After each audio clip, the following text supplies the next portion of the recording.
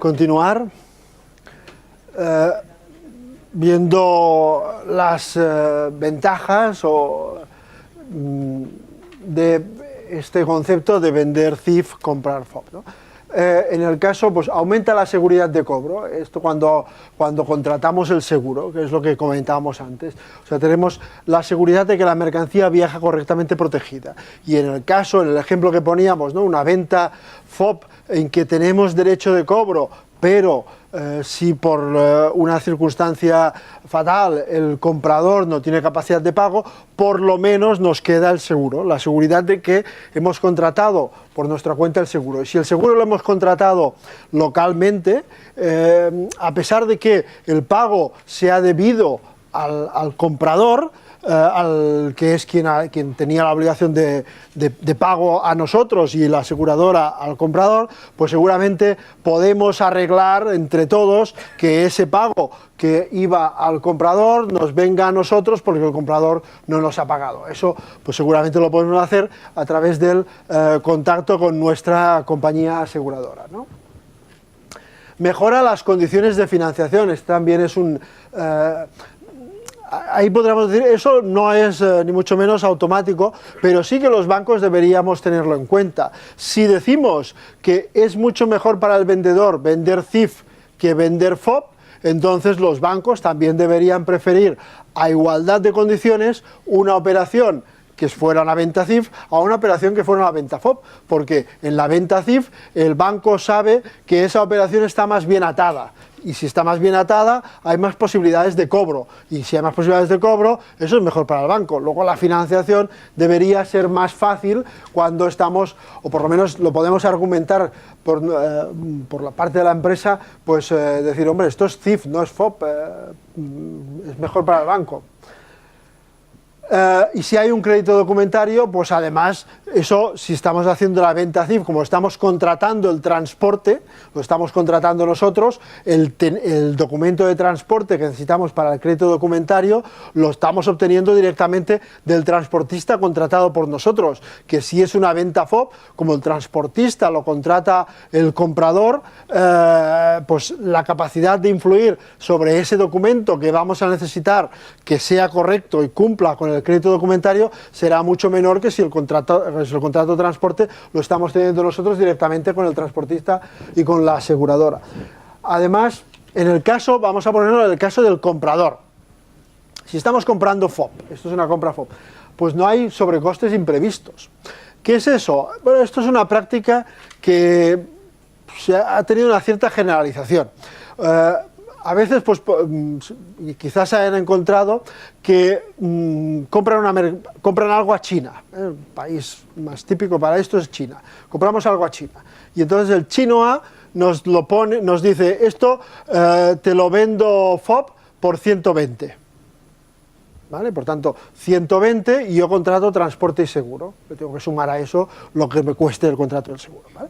Y encontramos el chino B que me lo vende CIF por 120, me dice, caramba, 120 me lo pone en casa, y en el chino A 120 y yo tengo que contratar, parece que, bueno, poca cosa parece a discutir, pero cuidado, porque eso a veces es engañoso, porque, no sé si tengo ahí algo, así, por ejemplo, esto, ahí ¿qué ocurre? Que cuando en muchas ocasiones, cuando ese teórico CIF que viene con flete y coste, flete y seguro contratado, cuando llega al aeropuerto de Barcelona o al aeropuerto de Bilbao y voy a descargar, me encuentro que tengo que pagar unos costes con los que yo no contaba. Por ejemplo, ahí tenemos un ejemplo. En este caso, esto es teóricamente alguien que estaba comprando CIF, y por tanto no tenía que tener ningún coste añadido, o pocos. Bueno, pues ¿qué le cargan? Pues tarifa T3, gestión de comunicaciones, gestión de entregues, agencia FE, manipulación portuaria, cosas como CFS, entrega en almacén, suma y sigue. Total, casi 3.000 euros. teóricamente no había ningún coste. ¿Qué ha ocurrido ahí? Bueno, eso es un engaño. O sea, en realidad no le estaban vendiendo CIF, no está pagando el transporte, el chino no está pagando el transporte, sino que dice que lo está pagando sabiendo que luego te lo van a cobrar a ti con la excusa de unos gastos adicionales o de unos gastos extraños. Por tanto, eso es una práctica que ocurre, ¿no? Y que hay que ir con mucho cuidado. O sea, cuidado con las ofertas CIF imbatibles, porque esas ofertas en que me están vendiendo con todo incluido imbatible, resulta que cuando araño un poco o rasco un poco, ese todo incluido no es cierto. Y al final acabo pagando lo que hubiera pagado y más de haberlo contratado yo. Por tanto, y eso es lo que ocurre en determinadas situaciones. Luego, si yo contrato el transporte, todos esos imprevistos sé que no estarán, porque ya lo he contratado yo, ya sé de partida qué me va a costar, y no va a haber estos 3.000 euros añadidos ahí caídos del cielo que no sé ni tan solo de dónde van a venir. Ahora puedo decir, pues no quiero la mercancía, pero ahora la mercancía está aquí, la obligación de pago ya la tengo igualmente, ¿no? Porque la entrega ya se ha producido en origen, por tanto la obligación de pago la tengo. No me queda más remedio que absorber esos costes y vigilar en la próxima ocasión, ser más precavido. Luego, además, si contrato en una compra FOB, contrato el seguro, porque el riesgo es mío, ¿no? En una compra, si estoy comprando en condiciones FOB, como yo contrato el seguro, pues conozco la compañía aseguradora, ¿no? La compañía aseguradora, conozco su solvencia, su seriedad, sé qué riesgos se van a cubrir, cuáles son los riesgos, si hay un daño, sé a quién tengo que acreditarlo y certificarlo, porque es mi compañía aseguradora, sé cómo hacerlo, con quién hablar, qué me va a pedir, va a ser muy simple, o va a ser más simple, que si eso tengo que discutirlo con una compañía coreana, pues igual es complicado, ¿no? Si tengo que reclamar a una compañía coreana un siniestro, bueno, tendrá su agente aquí, bueno, una coreana aún pues seguramente pues será poco conflictiva, pero una compañía aseguradora vietnamita o china, pues eso igual es complicado, tengo experiencias desagradables, ¿no? Entonces hay que ver en cada caso, ¿no? Y eso pues es lo que me permite estas características. Y luego, por último, pero importante, es si yo vendo C y compro F, pues mejora la economía local, porque estoy contratando servicios locales. Es decir, si yo vendo CIF, contrato a un transitario en el País Vasco, contrato una aseguradora en San Sebastián. Si vendo FOB, pues resulta que el transporte lo contratan en Pekín y el seguro lo contratan en Pekín y por tanto el dinero que yo estoy pagando pues se va a Pekín y en cambio de la otra forma pues se queda localmente. Bueno, digamos, pues eso también es digno tener en cuenta, ¿no? O sea, mejora la economía local. Servicios son servicios contratados localmente. Y ese es un poco el esquema de vender CIF, comprar FOB. ¿Por qué es importante vender CIF, comprar? Insisto en que al final lo que va a ocurrir es que a lo mejor partiendo de aquí resulta que estoy vendiendo a la Samsung o a una empresa de primer nivel y claro, es imbatible, ¿no? Los precios que tiene, de transporte, de seguro, yo no puedo mejorarlo. Bueno, pues entonces le voy a vender FOB. No tengo, pero hay una razón objetiva, ¿no? Realmente sé que confío o puedo confiar, o debería conocer qué compañía de transporte va a utilizar, qué seguro va a utilizar, ver el precio y ponerlo todo sobre la mesa y decir, bueno, ante todo eso, ¿qué pongo yo? Bueno, lo que pongo yo no lo supera, pues por tanto mejor que lo haga él, ¿no? Pero llego a esa conclusión, insisto, después de haberlo analizado adecuadamente, no por el camino del atajo ese de lo más cómodo, lo más fácil, etc. Un aspecto que pensaba que saldría, bueno, pero que en el ex-works, que es importante tener en cuenta, porque en el ex-works se tiende mucho a vender ex-works. Otro problema añadido, aparte del que hemos mencionado del control aduanero, ¿no? Control sobre las responsabilidades aduaneras que no corren de mi cargo, no las controlo yo, sino que las controla teóricamente el comprador en una venta ex-works. Otro factor importante es el del seguro, ¿no? Antes decíamos, en una venta ex-works yo le digo al comprador la mercancía está a tu disposición. Imaginemos el comprador, ese tailandés del que hablábamos. Pues yo le digo al tailandés, la mercancía está a tu disposición. Bueno, pues si ya está entregada, tengo derecho de cobro, pero está en mis locales. ¿Qué ocurre si en mis locales pues hay un siniestro? Hay no sé, un temporal, se inunda el almacén y se estropea esa mercancía. Pues esa mercancía, ¿a quién se le ha estropeado? Si se la ha entregado al comprador, está en mis locales, pero se le ha estropeado al comprador. Él tiene la obligación de pago, ¿no? Por tanto, era su mercancía. Es a él a quien se la ha estropeado. Es él quien tiene que reclamar a su compañía aseguradora. Pero su compañía aseguradora tailandesa va a indemnizarle por una mercancía que se ha siniestrado a 15.000 kilómetros de distancia en unos almacenes que no sabe ni cómo son ni dónde están. Pues igual no. Igual, para que le indemnizaran, tenía que haberlo comunicado, hacer alguna comunicación expresa. ¿Va a indemnizarle mi compañía a mí por una mercancía que se ha siniestrado en mis locales, pero no es mía? Pues igual tampoco. Con lo cual, igual nadie indemniza esa mercancía. Es decir, hay que pensar en eso, ¿no? Entonces, eso es hablarlo con mi compañía aseguradora, a ver si la mercancía está en mis locales, ¿me vas a indemnizar a pesar de que teóricamente está entregada? Sí, no hay problema porque la cláusula no sé qué, tal. Vale, pues ya está. Pero es tan simple como preguntarlo. Y si hace falta, pues firmar algo, añadir algo, pues se añade, ¿no? Pero tenerlo claro, porque a veces pues simplemente son aspectos en los que no caes y luego resulta que por ahí te entra el diablo, ¿no? Y resulta que por ahí tienes la pérdida. Bueno, pasamos a la segunda parte. Esta parte que vamos a hablar más dejamos el Incoterm, y vamos a ver ahora el otro aspecto importante, digamos la entrega, el cobro, ¿no? Asegurar el cobro. Cómo asegurar el cobro y cómo en definitiva facilitar la financiación. ¿Cuáles son desde el punto de vista del... no sé si tienen alguna cosa, en cualquier momento pueden interrumpirme, de hecho no hay ningún problema, pero antes de pasar, si hay algún aspecto, si no al final podemos recuperarlo. ¿Alguna cuestión de Incoterms? Sí. Si yo para mandar mi mercancía, primero contrato un camión que viene a mis instalaciones y recoge la mercancía y la lleva al barco, esto ya no puede ser ninguno de los Incoterms marítimos. Bueno, a ver, esto es un aspecto importante, no puede ser, antes he dicho que eso no, el Incoterm marítimo no casa bien con eso. No es que esté prohibido, sino que no está pensado para eso. O sea, en el momento de describir las responsabilidades y qué es lo que del FOB, pues no se tiene en cuenta el contenedor.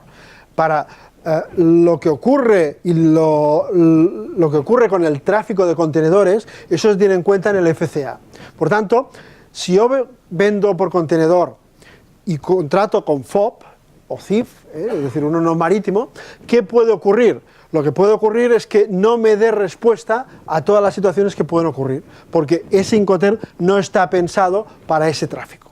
No quiere decir que no sirva para nada, ni que esté prohibido.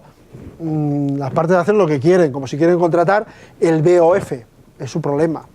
O el JKL, es su problema. El problema de contratar un Incoterm JKL es que nadie va a saber interpretar que es JKL. Por tanto, por eso, si el Incoterm define una serie de responsabilidades para las partes, para un tráfico determinado, si se utiliza en otro tráfico, pues va a haber momentos en que el Incoterm no va a saber responder, no va a dar respuesta. Entonces, ¿quién da respuesta? ¿Quién está pensado para ese tráfico? El FCA. Entonces, al utilizar el FOB me va a responder, pues a lo mejor para el 70% de las situaciones. O el 80%, no sé, seguramente esto no se puede estimar en porcentaje, ¿no? Para la mayoría, muy posiblemente. Pero va a haber una parte que a lo mejor es la más relevante, porque es la más específica del contenedor, que el Incoterm FOB no me va a dar respuesta, y entonces habrá que hacer analogías, extrapolaciones, presuponer intenciones, pero no, dijéramos, no podrás ir Incoterm FCA venta A3 dice esto, no, porque eso no lo dice. porque no está pensado para ese tráfico. Entonces, es mejor utilizar. ¿Qué ocurre si utilizo el Incoterm FOB? Pues eso, que no me da respuestas para todo. El ejemplo que normalmente ponemos es guantes, ¿no? Pues, ¿qué pasa si me pongo el guante de la mano derecha en la mano izquierda? Pues me protege, me sirve, pero si tengo que hacer cosas pues un poco delicadas, pues igual no las hago bien. Porque el guante de la mano derecha está previsto para la mano derecha, no para la mano izquierda. Pues lo mismo ocurre con el Incoterm. Si lo cambio, pues en determinados momentos no se ajustará bien. Entonces, ¿qué ocurre? Pues si... Otro aspecto que hay que tener en cuenta es, vale, ahora yo quedas convencida de que no FOB sino FCA, ¿vale? Porque va por camión y no sé qué. Y luego resulta que al otro lado hay un chino o un ruso que eso del FCA no lo quiere, el FOB, porque siempre ha hecho FOB. Bueno, pues es A2 esto, entonces puedes llamarle ignorante, puedes decirle, pues ahora no te vendo, pero claro, eso no es... pues la solución es venderle FOB y tomar las precauciones adecuadas. O sea, siendo consciente de que eso, pues a lo mejor hay aspectos que no se cubren, pues tenerlos en cuenta. Simplemente es eso. Cuando tú vendes FOB, contratas el transporte, cuando acuerdas con la naviera para una venta FOB, sí. Ahí te incluyen la recogida del material, 500 euros que vienen a tu fábrica, te cargan el contenedor en tu fábrica y lo llevan hasta puerto. Ahí entonces, o sea... Bueno, pero ahí, por ejemplo, en este caso, claro, ellos es que... Sí, ellos están haciendo, es que no pueden hacer otra cosa. El problema ahí que tienes es, si tú facturas, teóricamente, otra cosa es que te lo paguen, pero el tránsito, dijéramos, si tú estás vendiendo FOB, lo que, en este caso, la naviera le está facturando al comprador, os lo cobra a vosotros el tránsito doméstico. ¿Os lo cobra a vosotros o os lo cobra a vosotros? Vale. Si os lo cobra a vosotros, vale, entonces vosotros lo facturáis. Pero ahí el problema que tenéis es de responsabilidad. ¿No? Responsabilidad. Si, ahí no es tanto de costes, sino de responsabilidad, que es si esa mercancía se siniestra en el puerto antes de la carga, entonces esa responsabilidad es vuestra. Sin embargo, es de un transportista. No estaba bajo vuestro control esa mercancía. La entrega, vosotros habéis entregado la mercancía al transportista del comprador, pero sin embargo no habéis hecho la entrega contractualmente. Si hay un crédito documentario, por ejemplo, y es FOB, pues os van a pedir que sea a bordo. Y en cambio vosotros no tendréis el documento a bordo, porque os entregarán un documento que dice que se ha recogido en vuestra compañía. Y cuando vais al banco con ese documento, dirán, no, porque esto tiene que ser a bordo, porque es FOB.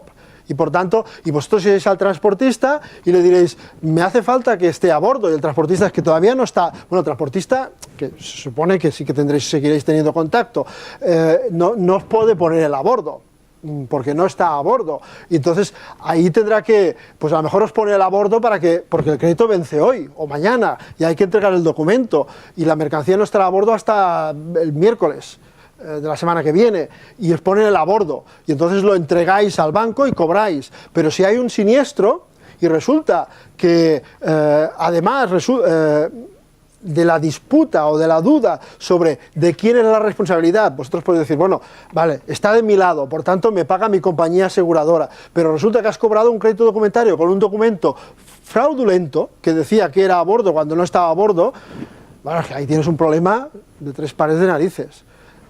Lo más simple, pues entregas en tus locales FCA, ya está, se terminó el problema. Es que es tan simple como eso, tan simple como eso.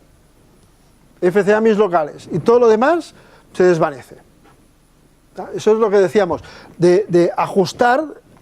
Si tienes en cuenta todos esos problemas que hemos comentado y tomas las precauciones adecuadas, entre ellas pues entregar con tiempo suficiente para que cuando te pongan el a bordo esté realmente a bordo y el crédito documentario, si todo eso lo tienes en cuenta, pues vale, tú te salvas. Pero si todo eso se te abalanza y tienes que tomar decisiones precipitadas, pues puedes tener problemas.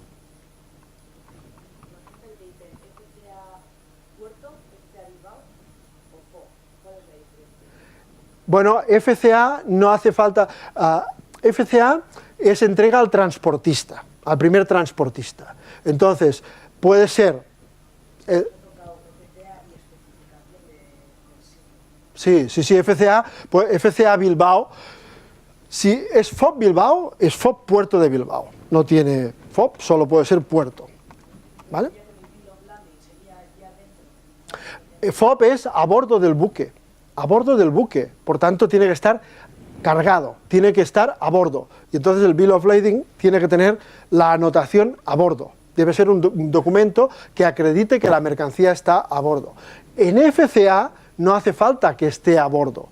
Es entrega al transportista, sea quien sea el primer transportista. Puede ser en tus locales, a lo mejor el primer transportista puede ser a bordo del buque, pero entonces ya utilizamos el FOB.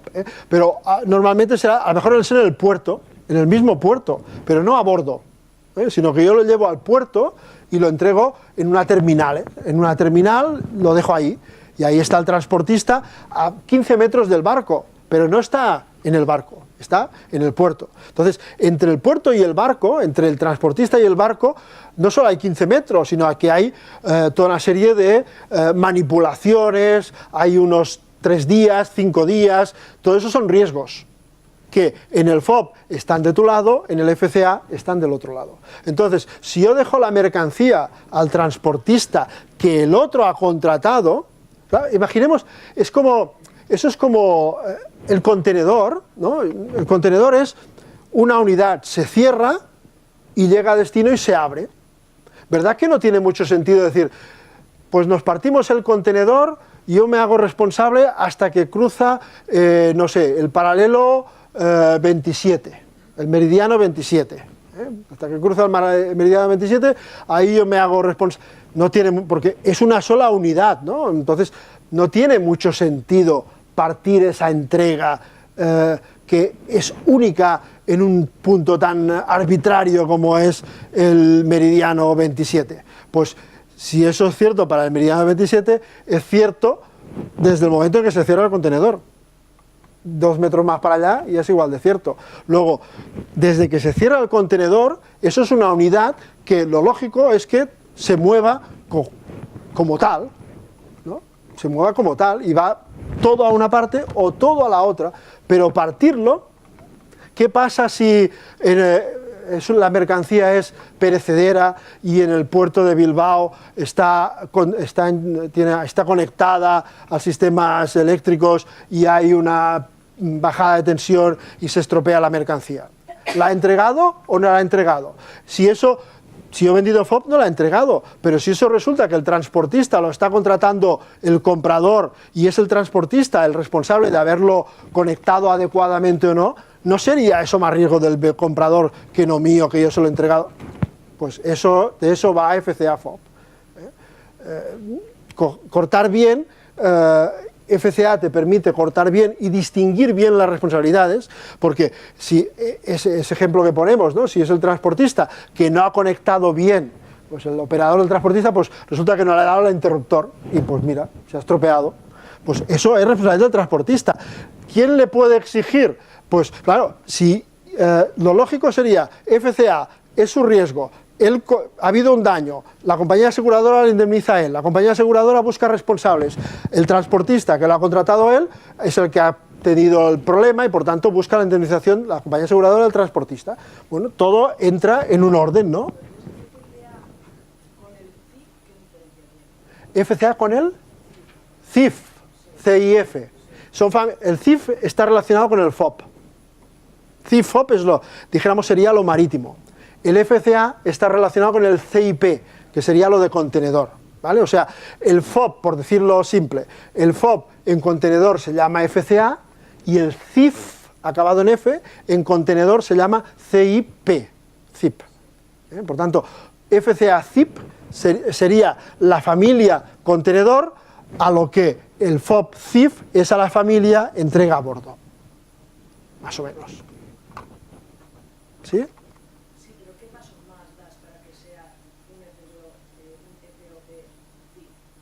De FOB a CIF, el paso que das es que en el CIF tú contratas el transportista y lo pagas. normal, y el seguro. Y en el CIF además está la I del seguro. Entre el FOB y el FCR, el CFR, perdón, entre el FOB y el CFR es que el transportista lo pagas tú en el CFR y lo contratas normalmente. Lo que pasa es que el contrato, eso teóricamente en el FOB lo contrata el comprador y en el CFR lo contrata el vendedor. A veces no es bien así, pero lo que sí que es distinto es quién lo paga. En el FOB yo entrego al transportista portes debidos y en el CFR portes pagados. Y en el CIF, aparte de los portes pagados, contrato el seguro. En los dos has hecho la entrega, eso sí, ¿eh? La entrega es en el mismo punto, en Bilbao, en el FOB y en el CIF, cuando está a bordo del buque. La entrega es en el mismo sitio, exactamente igual. En el FCA y en el CIP es en el mismo sitio, en mis locales, en los locales del transportista, donde esté el primer transportista. Si me viene a recoger a mis locales, el primer transportista está en mis locales, y si yo se lo llevo al transportista, el primer transportista está en los locales del transportista. Eso. Y ahí también se recoge pues, aspectos como, que también está recogido en los D, el FCA, si es mis locales, sus locales. Claro, si viene a mis locales, a veces son aspectos importantes, ¿no? Si viene a mis locales, ¿con qué máquina se va a cargar el camión? Con las mías. Por tanto, la responsabilidad de carga es mía. Si yo voy a sus locales del transportista, ¿con qué máquina se va a cargar el camión? Con las suyas. Por tanto, la responsabilidad de carga es suya. Son dos responsabilidades. Por eso, FCA entra en esos detalles. En mis locales la carga es mía, en los locales del transportista la carga es del transportista y por tanto es del comprador. Cuando se dice del transportista es del comprador. ¿Y las descargas? Las descargas, como en ese caso la descarga es suya, porque en la descarga sería donde la duda se puede plantear es en el D, pero en los otros no, porque si yo entrego en Bilbao, lo que ocurra a partir de ahí está del otro lado. ¿Vale? Ahora, si yo entrego en Singapur, entonces sí, es la descarga, y entonces estamos en lo mismo, el DAT o el DAP. El DAT es en una terminal. Entonces, si el contenedor llega a una terminal de carga, esto es un grupaje, es decir, no es una carga completa.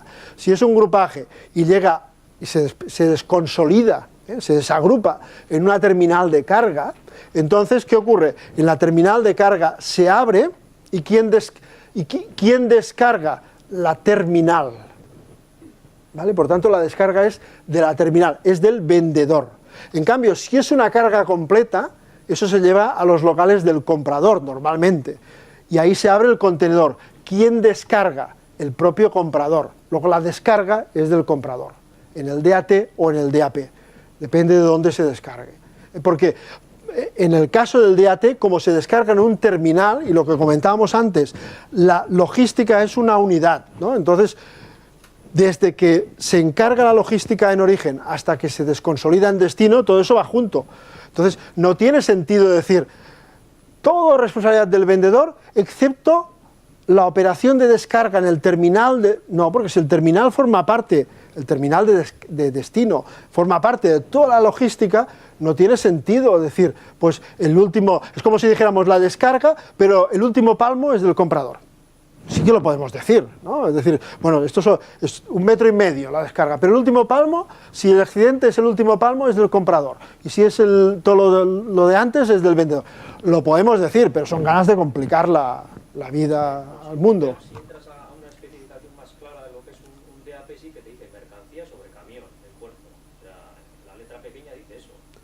Pero en el DAP es entregado en un punto, que normalmente serán los locales del comprador. Lo suyo es, el DAP está pensado para los locales del comprador, o unos en general, o alguna otras situaciones, pero dijéramos, lo normal es, lo normal es, el 99% de los casos es, mercancía va en grupaje, donde se desconsolida en una terminal de carga, DAT, T de terminal.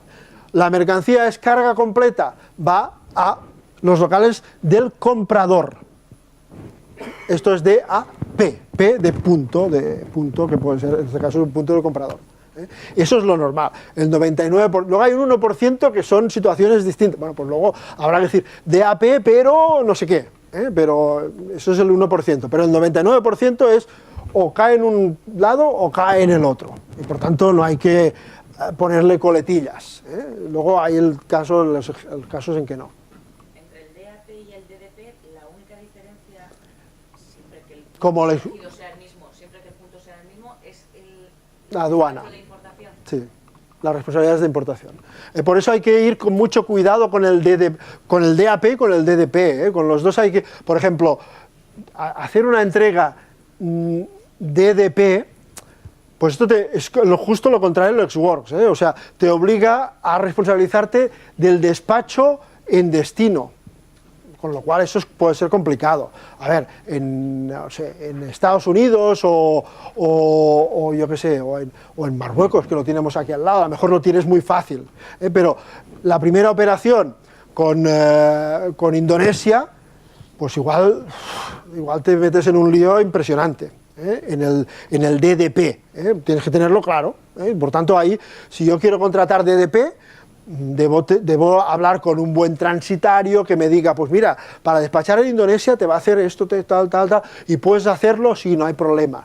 Porque a lo mejor el DDP hay que pagar el IVA, y a lo mejor el IVA no lo puedes pagar en Indonesia si no eres el sujeto pasivo indonesio. Entonces hay que decir DDP, pero sin IVA, que también es una posibilidad. Todo eso hay que tenerlo muy claro. Y en el DAP, que teóricamente no tienes que despachar, te puedes encontrar que tienes que hacer una entrega DAP El Cairo, por ejemplo. ¿Vale? DAP El Cairo. Pero resulta que, por tanto, la entrega tuya es en El Cairo. Pero llegas a Alejandría y no te dejan pasar si no pagas el arancel. Y claro, pero dices, no, el arancel no lo tengo que pagar yo, que es DAP, no DDP. El de la aduana te dice, a mí que me cuenta. Esto no pasa de aquí si no se paga el arancel. Luego lo tienes que pagar y tienes un problema. Teóricamente, contractualmente, le puedes exigir al comprador ese arancel porque era su compromiso y él se obligaba a pagarlo. Y no lo ha pagado y tú has tenido que pagarlo para que pueda llegar eso a destino. Pero bueno, tienes él te lo tiene que pagar, pero el problema ya lo tienes. Tú ya lo has puesto, tienes que reclamarlo, que hablarlo, que no sé qué, que discutirlo. Por tanto, eso hay que ir con cuidado. Más fácil, pues en este caso el CIP, ya está. Lo entregas en origen y pagas hasta el Cairo y ahí tú mismo. Lo que pasa es que una cosa es lo que al vendedor le interesa y otra lo que quiere el comprador. Claro. Nosotros nos estamos encontrando últimamente con muchos DDPs. Bueno, sí. Bueno, pues el DDP, bueno, a ver, eso es lo que decíamos antes, hay dos partes, entonces puedes decirle, pues mira, a ti no te vendo, pero claro, tal como están las cosas, el objetivo de una empresa es vender. Por tanto, lo que pasa es que lo que se trata es de decir, bueno, DDP, ¿qué riesgos tengo? Estos. Pues, ¿cómo puedo aminorarlos? Haciendo esto y lo otro. Ya está. O sea, si tú conoces los riesgos, puedes tomar precauciones. Si no los conoces, es cuando te sorprenden. Por tanto, lo importante es conocerlo. O sea, saber que por ese camino ahí disparan. Bueno, pues ahí vas agachado y ya está. Pero si no lo sabes, pues igual te tocan. Simplemente es eso, es conocerlo y tomar las precauciones. Oye, mejor evitarlo y pasar por el que no disparan. Pero si tienes que pasar por el que disparan, pues ve arrastrándote y vas a llegar, pero tomando precauciones. Y eso es un poco lo del Incoterm. Me ha pasado con Argelia que me han obligado, entre comillas, a vender CCR y al decirles que creía necesario contratarlo, o sea, hacerlo CIF, me han dicho que contrate yo el seguro, pero que yo a él, que se lo cobre, pero que yo a él le venda CCR. ¿Eso es por ignorancia o...? Bueno, sí, en el caso de Argelia es por ignorancia. No, eso es lo que hice, o sea, yo Sí. facturé CCR a Argelia, pero yo al transportista le dije, a mí cóbrame el seguro. Sí, y luego se lo facturas y el otro te lo pagó. Tú tendrás un seguro que te cubrirá a ti, al margen de que el argelino tendrá que pelearse con lo que... Pero el otro os pagó el seguro, el argelino os lo pagó. Lo metí en el precio. Se lo metiste en el precio sin decir que era seguro. Que me lo dijo él, además. Bueno, Una cosa rara. Ah, sí, es que, a ver, a gustos, colores, creo que se dice, ¿no? O sea, que, claro, hay bueno, hay de todo. Entonces, bueno, hay quien es más serio, quien es menos, va por personas, por empresas, por países, ¿no? También me ha pasado al revés. Facturar CIF y luego el transportista mío no me ha hecho el seguro. Me ha pasado una factura sin cobrarme el seguro. Entonces, no me ha pasado nada, gracias a Dios. Ya. Pero yo ahí he hecho una ilegalidad, ¿no? Porque yo tengo una... Bueno, más que una ilegalidad, a veces pues es una... Bueno, sí... Sí, no, claro, ahí sí hay un siniestro y no hay seguro, pues... ¿no? Pues puedes tener un problema. Por eso, ahí pues hay que... Cuando mi responsabilidad es... Si hago cosas de menos, tengo que vigilar. Si hago cosas de más, pues es un problema de costes, en todo caso. Pero si hago cosas de menos, puede acabar repercutiéndome. Si pago el seguro 2 veces, por decirlo, pues mira, es un sobrecoste. Si hay 2 seguros, pues eso es un sobrecoste. Es una tontería, pero bueno, pues mira, a lo mejor tengo un margen muy amplio y pues como sé que a ese hay que venderle así, pues se le vende así. Él contrata su seguro, que no sirve para nada, yo contrato el mío, por si las moscas, y tengo 2 seguros y ya está. Pero el problema es que no haya ningún seguro, entonces ahí eso es más conflictivo. Entonces hay que ver cada caso, ¿no? Y hay que tener en cuenta que... bueno, muchos países, pues cada uno tiene, por ejemplo, el caso de Argelia, ¿no? Un caso que esto pasa mucho en el norte de África, pero Argelia es un país muy especial, muy especial, ¿no? Entonces, un caso típico, relativamente típico, es, teóricamente, a ver, por ejemplo, yo contrato el transporte, lo tengo todo contratado, todo controlado. La mercancía no va ni tan siquiera consignada a nombre del comprador, pero a la que, porque en algún documento estará que el destinatario es fulanito de tal en Argelia, cuando esa mercancía pisa suelo argelino, no puede reexpedirse sin el acuerdo del argelino, con lo cual eso da pie al chantaje. El argelino dice, no lo quiero, y tú dices, bueno, pues me lo llevo, pero no te lo dejan llevar si el argelino no da su ok. Y tú dices, no, pero si él no lo quiere, bueno, pero tiene que dar su ok. Y para que dé su ok, pues te dice, bueno, si quieres que el ok no te lo voy a dar, pero si quieres me lo quedo por la mitad de precio. Y tú dices, bueno, pues a todos esos aspectos, por eso hay garantías. Sale el aspecto de tener... Todo eso son aspectos que, bueno, son situaciones que cuando te encuentras la primera vez, dices, pero ¿cómo es posible esto? Bueno, pues es un riesgo. Entonces, bueno, pues hay una garantía de pago, por ejemplo, en un crédito documentario. Pues hay bueno, que con Argelia también, pero un crédito documentario confirmado. Con lo cual, el que se queda al muerto es el Banco Español. Y entonces, ¿que no lo quiere el argelino? Pues que no lo quiera, pero yo entrego los documentos a mi banco y mi banco me paga. Y ya se espabilará mi banco con el argelino. Claro, eso es más caro, sí, pero me protege de todo eso. O sea, si el crédito documentario confirmado, porque si no está confirmado, la obligación es del banco argelino, con lo cual te puedes encontrar que el banco argelino te diga, pues, la factura, no sé, es de color, usa el color verde, y esto está prohibido en el Islam, yo qué sé. Dice, y eso... donde se está escrito, pero es igual, ¿qué haces? O sea, el banco te dice, yo no te pago por eso, por la cosa más peregrina, y no te paga, ¿y qué haces? ¿Envías a la Arsancha ahí para que cobre? No te sirve de nada, o sea, vas a tener al final que, en cambio, si está confirmado por un banco de aquí, el de aquí, pues, no te va a decir, no te lo puede decir, porque si te lo dice vas con tu abogado y se va a poner firmes, dijéramos, todas esas formas de protección. Bueno, que son precisamente estas, ¿no? ¿Cuáles son los riesgos que pueden tener las partes, ¿no? Y eso es ante lo que hay que buscar protección. Por ejemplo, ¿cuáles son los riesgos que tiene, en este caso, pues un comprador? Un comprador puede haber hecho un pago anticipado. Bueno, pues ¿qué riesgo tiene? Que no le entreguen la mercancía y no le devuelvan el pago anticipado.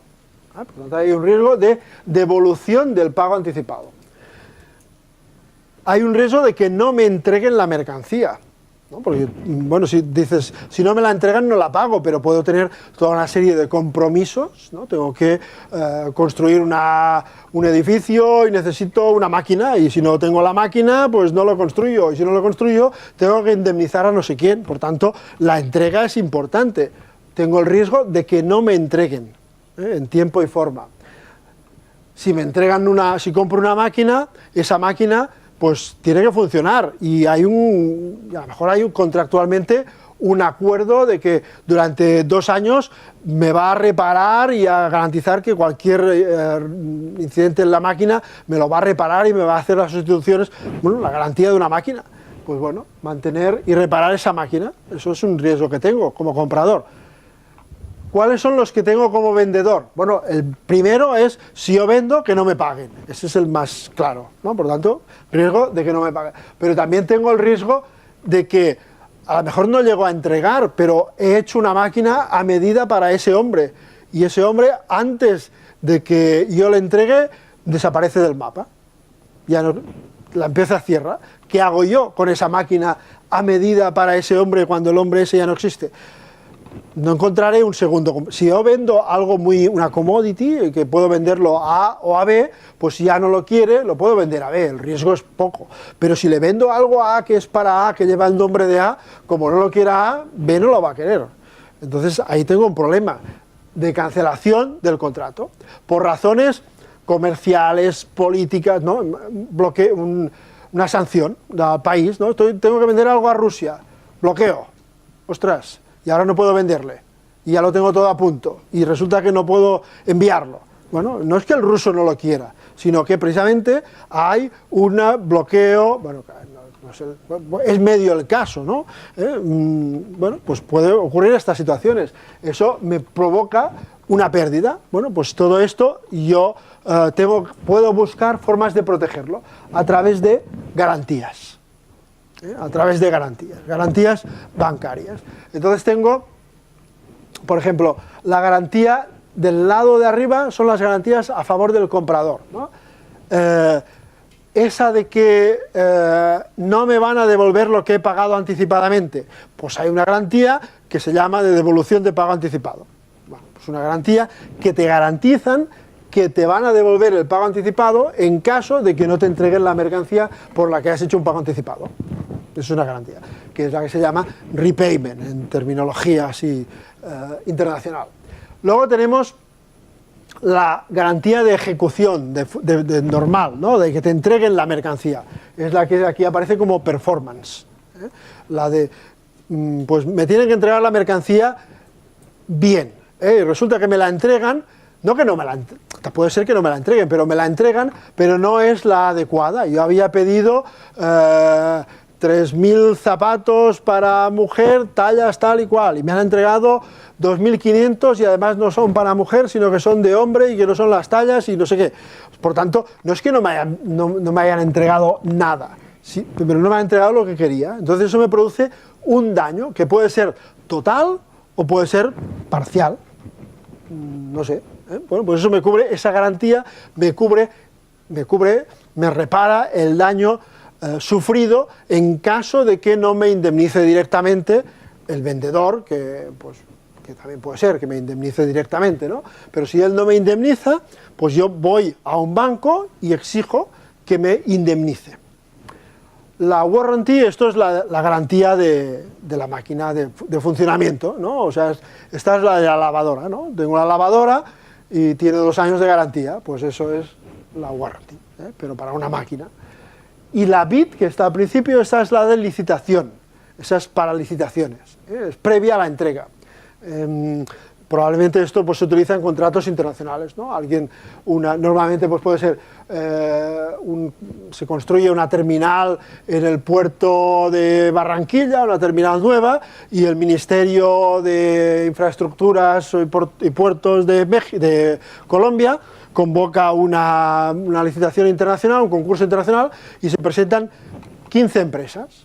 Bueno, pues para elegir, va a elegir cuál es la mejor, o cuál le conviene más, pero cada una de esas 15 empresas tiene que aportar una garantía de que no se va a retirar, porque si resulta que el Ministerio elige la empresa 13 como la mejor, y luego resulta que la 13 dice, pues ahora no tengo porque me ha salido otro contrato con Taiwán y ahora no puedo estar en Barranquilla. Y pues eso provoca un conflicto, un problema para el Ministerio, ¿no? Entonces tiene que volver a iniciar el proceso con lo que eso significa. Entonces alguien tiene que indemnizarle. Bueno, pues esa es la garantía de licitación, para eso está. Y luego, del lado del vendedor, tenemos la garantía de pago, o su equivalente en un crédito documentario, que es un tipo que sirve para lo mismo, para garantizar el pago, pero para más cosas que ahora vemos. ¿Cuáles son las características genéricas de la garantía? La garantía es un instrumento abstracto, esto significa la garantía bancaria independiente, abstracto significa que está desvinculado de la compraventa, de la operación. Y por tanto, yo exijo la garantía y si cumplo con las condiciones que me impone la garantía, me tienen que pagar sin tener que demostrar nada más. Por ejemplo, devolución de un pago anticipado. Si la garantía me dice que yo simplemente tengo que declarar que no me han devuelto, que no ha habido entrega y no me han pagado anticipadamente, y no me han devuelto lo pagado anticipadamente, si yo presento esa declaración, me tienen que pagar. Y no vale que me digan, no, pero es que no te lo han devuelto, pero te lo van a devolver, o no te lo han devuelto porque no están de acuerdo en no sé qué. Todo eso no vale. Si yo, en tiempo y forma, absolutamente aparte de lo que ha ocurrido en la operación comercial, en tiempo y forma reclamo al garante, que es un banco, ese banco está obligado a pagarme. Eso es la abstracción. Es como una nube, pues está desconectada de tierra. Sin tierra no hay nubes, pero la nube tiene una vida relativamente autónoma. Pues eso es lo que ocurre con la garantía. Sin tierra no hay garantía, pero la garantía flota a su aire. Y lo que ocurre en tierra no afecta a lo que ocurra en la garantía. La garantía tiene su vida propia, es independiente de cualquier cosa, es independiente de la transacción subyacente, de lo que la ha ocasionado. Y por eso se denomina de tipo, son documentarias. Esas garantías son de tipo documentario porque solo se basan en documentos, no en hechos. En documentos, los límites son los de los documentos, los de la propia garantía. Si la garantía dice, si se reclama antes del 20 de febrero se paga, pues si se reclama antes del 20 de febrero tienen que pagar. Que resulta que lo que has acordado hasta el 25, bueno, pero si la garantía dice el 20, la garantía es la que establece el límite. La compraventa puede haberse prorrogado, pero si no se ha prorrogado la garantía tiene su propio límite, y ese es el 20. Y luego, pues hay que cumplir estrictamente con los términos de la garantía. La garantía, lo que tiene la garantía, cualquier garantía, es que es muy favorable al beneficiario de la garantía, sea el comprador o sea el vendedor. Es decir, una garantía de pago, pongamos el caso más simple. Pues yo tengo la garantía por si no me pagan. Yo espero que fulanito me pague, pero si no me paga, tengo una garantía bancaria. Entonces, si no me paga, yo reclamo la garantía. Y simplemente tengo que decir que no me han pagado. Pocas condiciones, solo decir que no me han pagado y el banco me paga. Que luego resulta que sí que me ha pagado y yo he reclamado la garantía. Bueno, pues ahí es un enriquecimiento ilícito. He cobrado 2 veces y lógicamente tendré que devolver una, pero eso ya es, dijéramos, en la compraventa, el vendedor o quien sea, el comprador, en este caso, pero es que será el que ha pagado, pues me va a exigir que le devuelva, como él ha pagado 2 veces, que le devuelva una. Tiene todo su derecho. Yo he ejecutado indebidamente la garantía porque me ha pagado, pero la he ejecutado correctamente desde el punto de vista de garantía, ¿vale? Por tanto, el banco no es culpable de nada, me ha pagado, la garantía ha sido correctamente utilizada.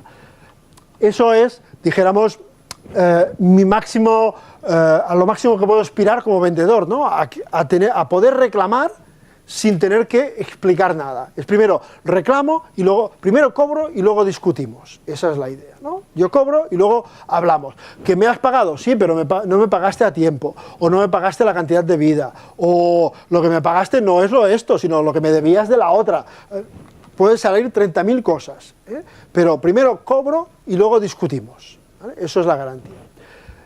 Esto desprotege al comprador. Entonces el comprador puede decir, vale, una garantía, pero que no sea un cheque en blanco, te voy a poner condiciones. Te voy a empezar a poner condiciones. Tú podrás exigir la garantía, va a ser independiente, pero vas a tener que demostrar cosas. No solo decir que no te he pagado, sino que vas a tener que demostrar que me has entregado la mercancía. ¿Cómo? Pues con un documento de transporte, con una factura, con un certificado de origen.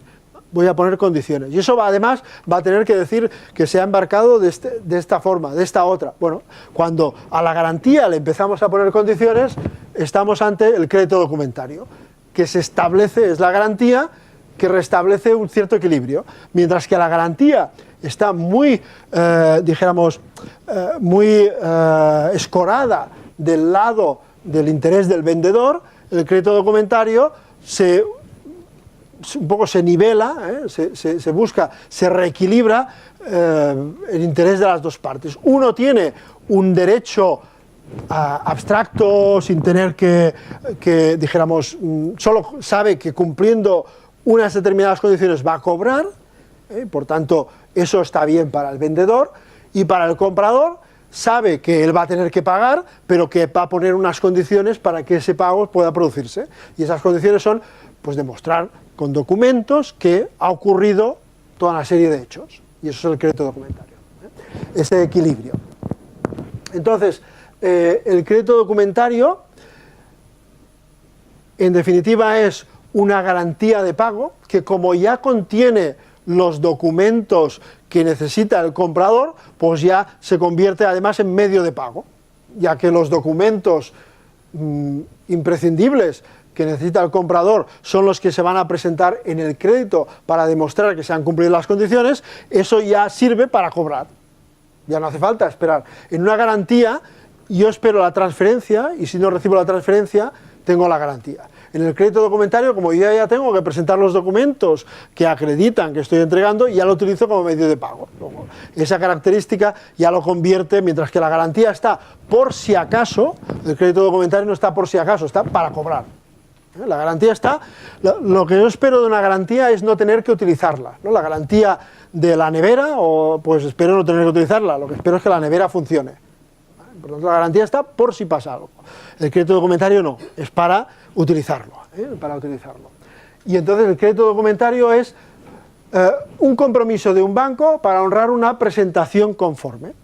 Entonces ahí hay que tener en cuenta unos aspectos importantes en el crédito documentario, que son, y en el crédito documentario específicamente, y es que yo tengo unos documentos que me van a permitir reclamar a un banco un pago.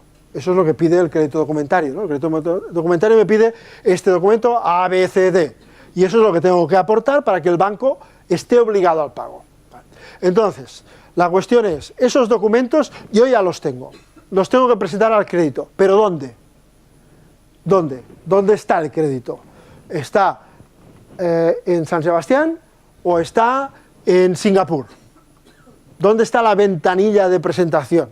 Eso es lo que se llama disponibilidad, porque si estamos el último día, la ventanilla de presentación es en Sabadell, Guipuzcoano, la avenida no sé qué, pues eso es fácil, porque lo llevamos, cogemos el taxi, lo llevamos. Ahora, si resulta que la ventanilla de presentación y hoy es el último día, está en Singapur, ¿cómo llego yo a Singapur hoy? Tengo mal. Tengo que empezar a moverme antes. Es más, no solo empezar a moverme antes, sino que si lo envío y se pierde, lo entrego al Sabadell Guipuzcoano igualmente, porque al final los documentos de créditos, ¿quién los va a tratar? Un banco, ¿no? Lo voy a presentar al banco igualmente, pero resulta que lo presento al banco, pero en ese banco no está la ventanilla, sino que la ventanilla está en Singapur. Ese banco va a tener que coger los documentos, los papeles, no tiene ni voz ni voto, lo que va a tener que coger esos documentos y enviarlos a Singapur para que alguien los pague y lleguen a tiempo. Y si se extravían se pierde la saca de DHL o lo que sea, eso es problema de la empresa vasca que no ha entregado los documentos a tiempo en Singapur. En cambio, si la ventanilla está aquí, yo los entrego al Sabadell guipuzcoano. ¿Qué pasa con el Sabadell guipuzcoano? Que en ese caso, él tiene la ventanilla, por tanto, cuando cierra, yo ya lo he entregado, primero. Y segundo, que el Sabadell guipuzcoano, en principio, puede estar actuando como si fuera el banco emisor y reconoce los documentos si son conformes o no. Y por tanto, igual ya cobro ahora y no tengo que esperarme a que lleguen a Singapur para cobrar. Luego esto es la disponibilidad. Es importante, por ejemplo, este crédito. Esto si es un crédito de exportación, un crédito que he recibido de Tailandia, aquí me está diciendo, ¿dónde es disponible? Pues en Tailandia. Disponible, ahí hay un campo, como esto está todo codificado, porque son unos mensajes normalizados, ahí hay un campo que dice, ¿dónde es disponible?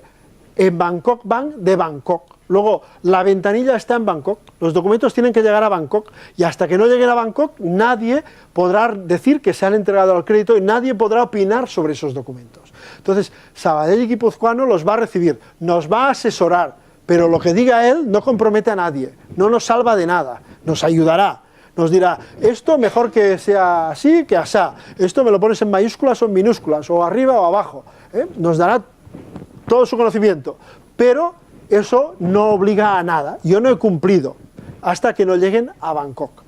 Para haber cumplido aquí, donde pone disponible con, aquí, en lugar de poner Bangkok, debería poner Banco Sabadell,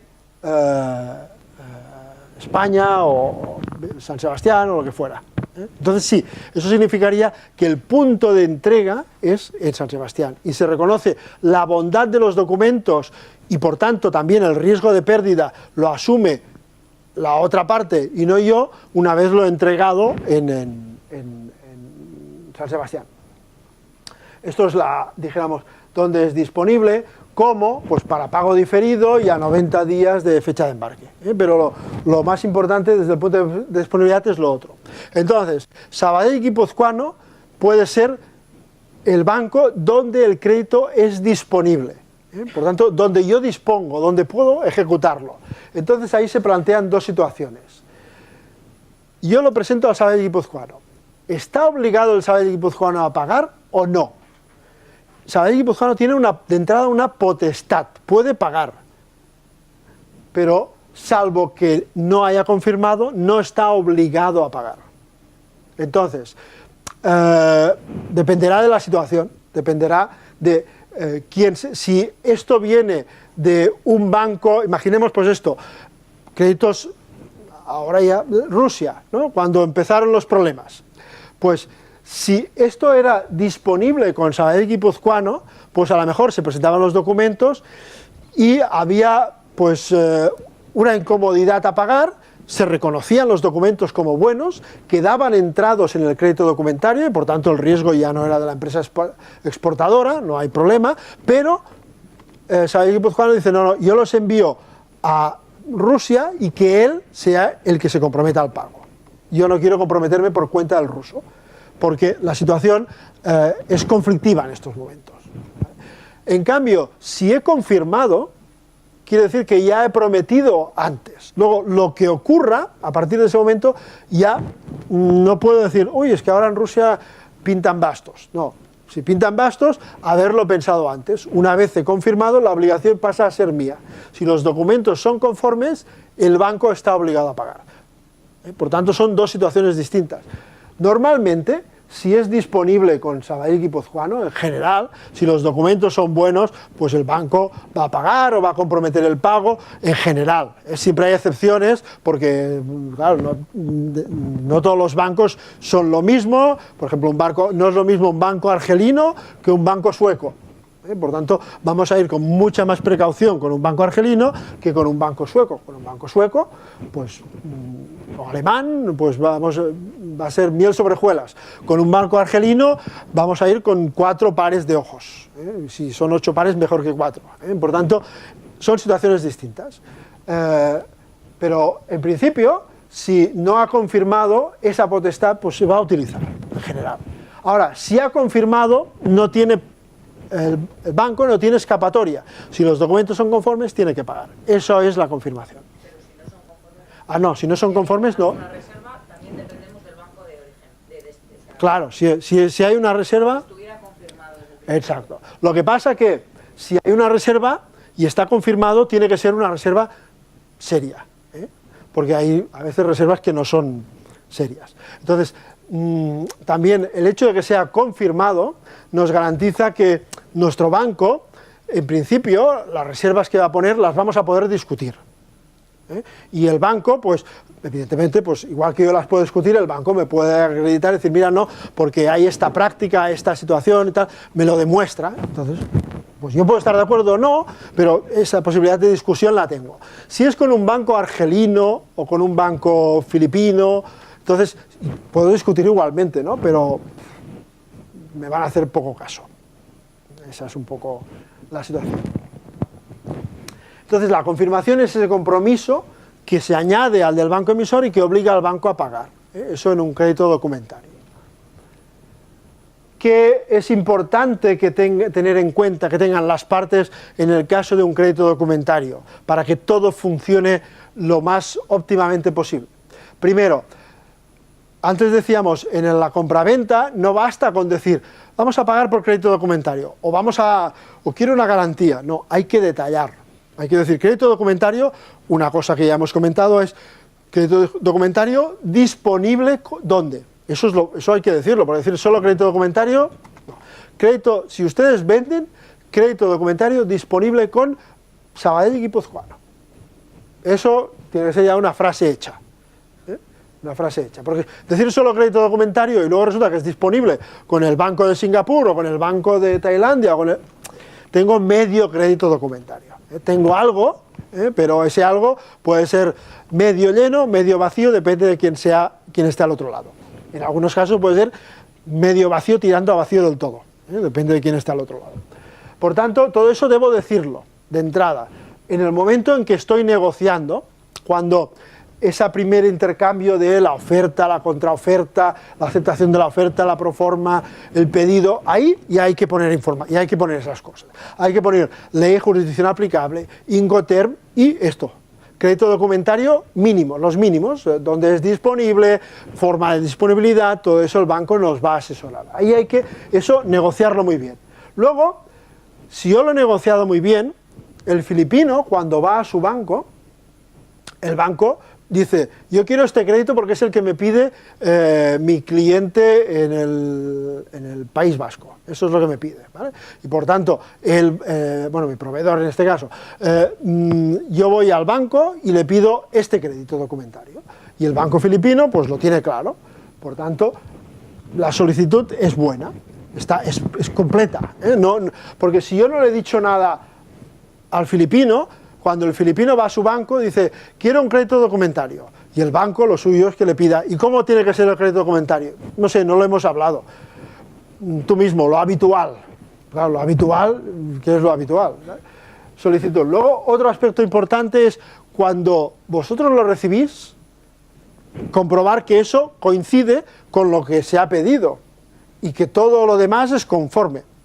Entonces, si eso se hace bien, luego, cuando se presentan los documentos al banco, presentarlos con tiempo y correctamente, y eso va a funcionar sin problemas. Es decir, si yo he tenido en cuenta todo lo que tengo que tener en cuenta ya desde el primer momento, eso ha permitido que la solicitud en Filipinas funcione bien. Cuando yo lo recibo, lo compruebo, y si hay algo que no entiendo, lo pregunto al banco, y si no estoy conforme, pido la modificación. Luego, además, cuando llega el momento de presentar los documentos, como yo ya todo eso lo tenía muy controlado, y los documentos los presento con tiempo suficiente, todo eso va a ir rodado. Pero si yo no digo nada, solo pido crédito documentario. El otro va a su banco y le dice como siempre. Cuando yo lo recibo ni lo miro, lo archivo. Y luego voy a pedir los documentos el último día, pues las posibilidades de que esos documentos sean conformes con el crédito son mínimas. Entonces lo que ocurre es que en aproximadamente, se dice, ¿no?, el estudio de referencia es que el 60% de los documentos que se presentan en un crédito documentario, en la primera presentación no son conformes. no son conformes. Entonces, en muchos casos eso se puede corregir, porque te los llevas, los corriges y los vuelves a presentar, pero en algunos otros ya es imposible, porque estás el último día, el documento en sí ya no se puede corregir, y entonces pierdes la garantía, y por una discrepancia. Y entonces, cuando dices, bueno, esta película, con lo caro que es esto, y resulta que al final no tengo la garantía por no sé qué. Bueno, pues si eso se hubiera hecho bien desde el principio, ese 70% se reduce drásticamente.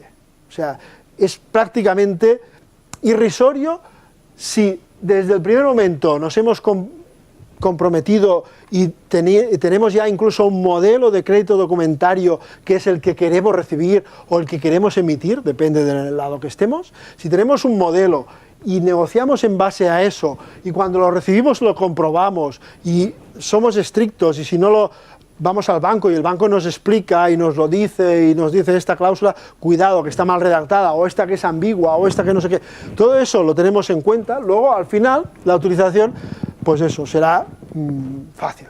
Pero si no hacemos todo eso, luego es cuando hay problemas al final. Y esa es, dijéramos, un poco lo que hay que tener en cuenta en el caso de créditos documentarios. Bueno, el rato, no sé, podemos dedicar ahora un ratito a, si todavía hay preguntas, o bien sobre Incoterms, o bien sobre garantías y créditos documentarios, pues no hay problema. No sé si hay alguna... Yo con las condiciones a la hora de abrir el crédito...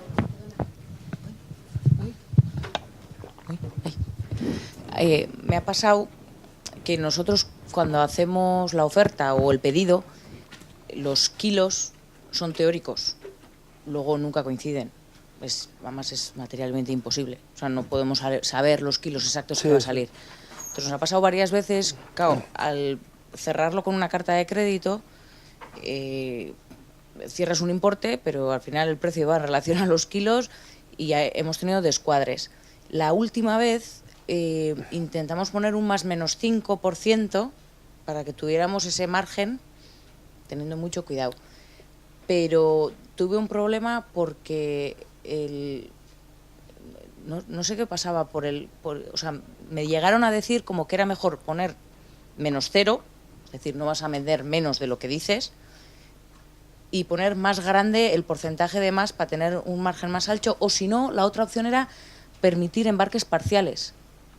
Bueno, son cosas distintas, ¿eh? O sea, normalmente, es que no sé cómo evitar precisamente que pase eso. Los créditos documentarios están regulados, como las garantías, ¿eh? Están regulados por unas normas que son como los Incoterms, que también los publica la CCI, y esas normas establecen unas condiciones de juego, ¿vale? Entonces, una de las condiciones de juego es las tolerancias. Hay un artículo que habla específicamente de tolerancias. Entonces, ese artículo, como precisamente estas reglas pues son muy antiguas, son también de los años 30, pues las han visto de todos colores y claro, han tenido que ir dando respuesta a todo tipo de situaciones. Y esa es muy típica. Entonces, los propios créditos dan una respuesta. Y la respuesta es... Ya me acuerdo lo que me... Perdona, especifico sí. más. Ya me acuerdo lo que me pasaba, que pusimos +/- 5% y en el total, efectivamente, no nos pasábamos del 5%, pero como eran 2 líneas, una sí se pasaba. ¿Me explico? Vale, sí, vale. Y entonces me pilló como, a ver, pero si en el total no me paso del 5% ya, pero ya, una línea claro. sí se pasaba. Claro, es que la esto... otra no, pero sí. una sí. Y ahí me pilló. Claro. Y algo que creía que había Sí. o sea, precavido, resulta que... Bueno, esto vale la pena siempre verlo, si es posible hablarlo con el banco para ver, lo que pasa que el banco tampoco es vidente, tampoco sabe, pero bueno, pero experiencias de estas pues tenemos y a lo mejor cae en algo que en lo que vosotros no caéis porque está más habituado a ver esas situaciones y decir, cuidado, esto veo que hay 2 mercancías, pero insisto, el banco tampoco tiene una visión no de todo, ¿no? Pero bueno, seguro que nos puede complementar nuestra visión. Hay un artículo que dice que cuando la mercancía está expresado la forma de decirlo es cuando no está expresado en bultos o unidades, y por tanto kilos, litros, metros, se tolera un 5% en más o en menos la cantidad de mercancía. Entonces, 1000 kilos para un crédito documentario son entre 950 y 1050 son 1000 kilos. Entonces, si esa tolerancia es pequeña porque mi mercancía oscila mucho más, pues yo lo puedo modificar. Puedo decir en el crédito documentario que sea más o menos 10%. Pero si no digo nada, los créditos ya prevén esa tolerancia para los kilos. O sea, 1000 kilos son, entre 950 y 1050 son 1000 kilos. Entonces, ¿qué pasa por debajo de 950? Es un embarque parcial. Si no están permitidos los embarques parciales, no va, si yo entrego 800, pues no estoy utilizando bien el crédito. Si están permitidos los embarques parciales, 800, pues está bien. 1050 está bien, porque son 1000. 1100 ya no está bien, porque está sobreutilizado, dijéramos un sobreembarque, ¿vale? Pero eso se refiere a la cantidad de mercancía, pero no al importe. Entonces lo que dice ese artículo es, siempre y cuando no se supere el importe indicado. Por tanto, si yo quiero que se tolere también el importe, tengo que decirlo expresamente en el importe. ¿Por qué no se pone en el importe? Porque si se trasladara directamente, o sea, lo que se permite es que el que exporta, pues claro, el que exporta, pues la mercancía tiene un peso en un momento dado con una humedad, según qué mercancía, ¿no? La humedad, la altitud, pues esto pesa tanto y luego resulta que se vuelve a pesar en puerto y tiene otro pesaje. Entonces ahí la mercancía pues tiene otro pesaje, ¿no? Entonces se tolera ese 5%, pero si ese 5% pudieras traducirlo sistemáticamente en más importe, eso sería dijéramos una carta, un cheque en blanco para que sistemáticamente facturaras un 5% de más. Entonces te dan la posibilidad de ajustar los pesos a tus necesidades sin que puedas facturar más al comprador. Eso es lo que se permite. Entonces, eso está muy cerrado, ¿no? Entonces, si yo quiero que también, claro, si pongo un precio unitario, entonces, si yo digo a 1,90 o a 2, pues evidentemente si hay un 3.050, entonces eso se traduce en el importe, está claro, ¿no? Eso es una forma de traducirlo, ¿no? Pero eso está regulado. Entonces, ¿qué ocurre si hay diferentes mercancías? Pues si hay diferentes mercancías, esa tolerancia se traduce sobre cada una de las mercancías. Me dijeron que había que haber especificado claro, para cada per item. Exacto. Bueno, no, en principio es por ítem. En principio es por cada componente, porque si no, imaginaos que tenéis que vender 1000 camiones y 1000 bicicletas. Bueno, eso son unidades. 1000 kilos de patatas y 1000 kilos de lechugas. Y resulta, bueno, claro, 2000 kilos. Bueno, expresado así, pues en un 5% cada uno. Dices, es 2000, le envío pues 2000 kilos de patatas y 50 kilos de lechugas. Como estoy 2050, esto está en el 5%, pues no. Sería para cada uno de los ítems que componen esa mercancía. Entonces, si queremos que esas tolerancias se amplíen, hay que ponerlo. Pero si no, la tolerancia es el 5%, el 5% lo tenéis para cada ítem, ¿eh? Luego, si tienen que haber esas desproporciones tan grandes, claro, eso hay que acordarlo incluso contractualmente, ¿eh? Cuidado, que eso en el contrato mismo también se supone que en el contrato también lo tenéis especificado. Si habéis dicho 1000 unidades de A y 1000 unidades de B y luego podéis enviar 1900 de una y 100 de la otra, pues eso de alguna forma en el contrato se habrá dicho, ¿eh? Porque si no, en principio tampoco te da ese margen, ¿no? Eso está regulado hasta cierto punto por las reglas.